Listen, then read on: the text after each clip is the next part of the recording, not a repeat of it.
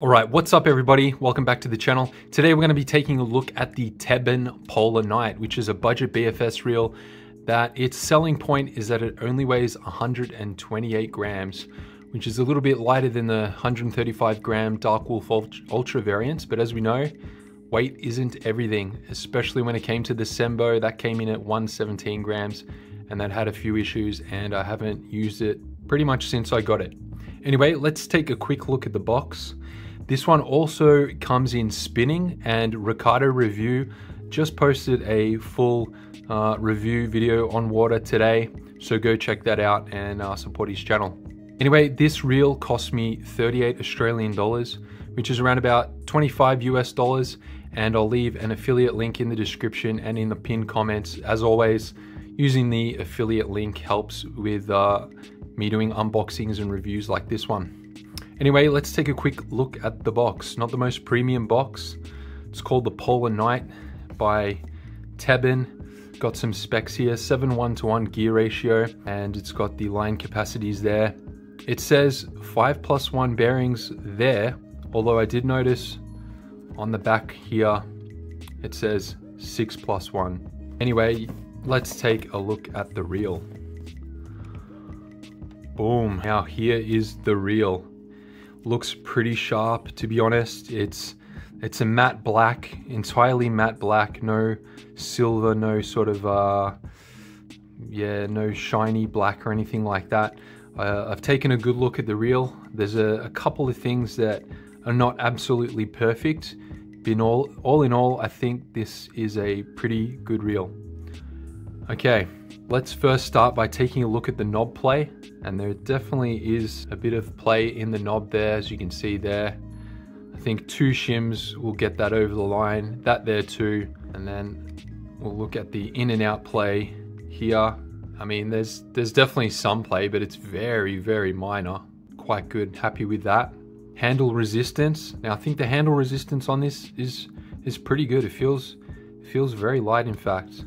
I'm definitely very happy with that. Although on the retrieve, there is some sort of sound. I don't know if it's going to be, affect the performance of the reel, but I mean, when turning the handle, it's not buttery smooth, but that's not what I really expect. It feels good. It feels fine for the price point. Now we'll take a look at the clickiness, the drag star. It's on all the way down there. Seems to turn relatively good. Okay, we've got a lot of resistance there. Let's check the drag when it's more or less fully locked. Quite tight. Back it all the way down. Feel the drag again. Yep, it's all the way down. It's probably not the lightest drag I've ever come across, but I don't think I'd really want it any lighter than this. So there we go. Clicking drag star. Spool tension knob. Doesn't click, which is what I prefer. Doesn't seem to be any play there. Seems quite good, quite satisfied with that. I love this symmetrical button here. It doesn't have too much play in it either, which is good. Brake dial here. We've got it on its min setting of 0, and it goes up to 20 and it clicks. And that's, some people may not like it, but I think it's pretty good. It's right here, and you can just easily adjust it on the fly. It's very comfortable, and yeah, goes right up to 20. Another good thing about this reel, check out the line guide. It's got a conical line guide, but it's actually a T shape, kind of like the High Star Black Knight 2, Kieran Black Knight 2, which is quite good, which I like.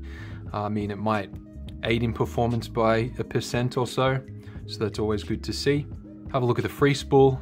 So we've got the brakes on 0. Back this spool tension off just so there's a hair of side-to-side play there.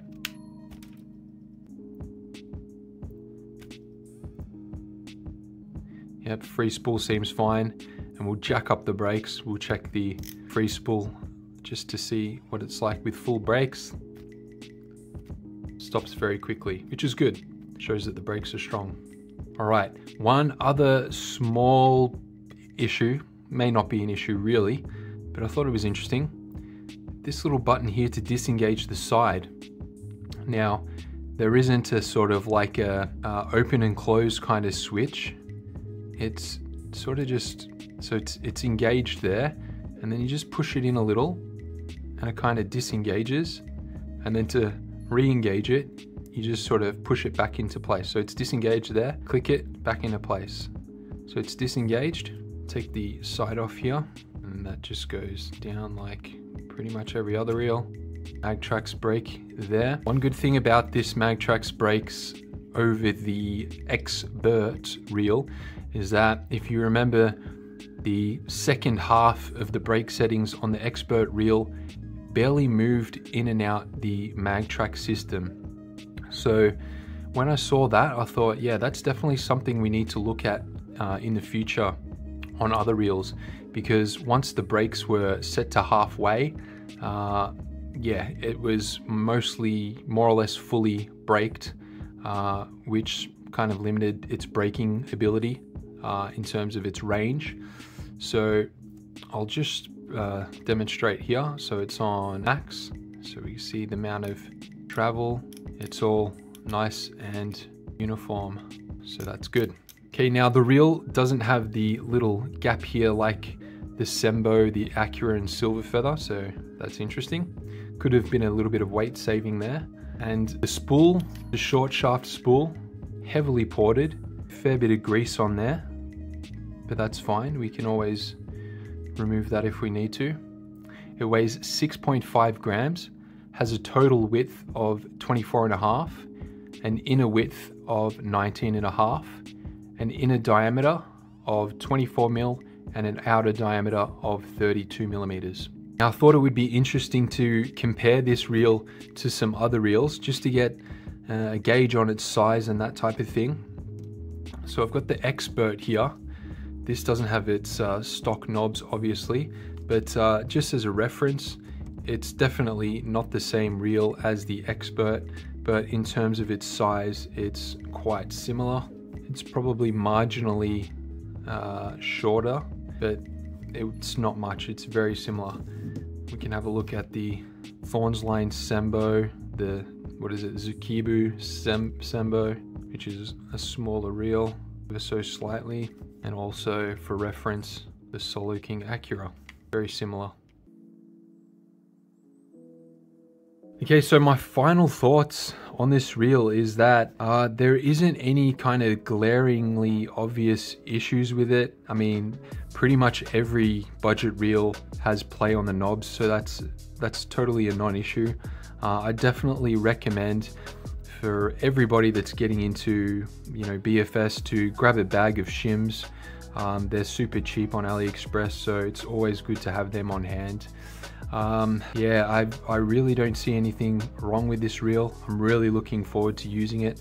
Time will tell whether or not it has issues, but in terms of the looks and the, you know, the workmanship, the quality control, it seems very good for that price. Yeah, definitely very excited to use it, especially being black. It's more versatile. As you know, as I say, I like my combos to look good, so this plain black reel will look really good, and I'm probably going to throw this onto the Start Lure Zaco, put some red Sea Sir Red Bull braid on there, and it's going to look pretty sweet. Anyway guys, if you can drop a comment, what do you think is the king of the ultra budget segment? And I'm talking about reels that are cheaper than the Solo King Accura, because obviously that kind of segment, I think the Accura and the High Star Aurora Air, they're sort of tussling it out for the king of that kind of price point. But what do you think is the king of the price point that's, you know, a bit lower than that? Drop it down in the comments. Anyway, thanks for watching, and I'll catch you guys soon.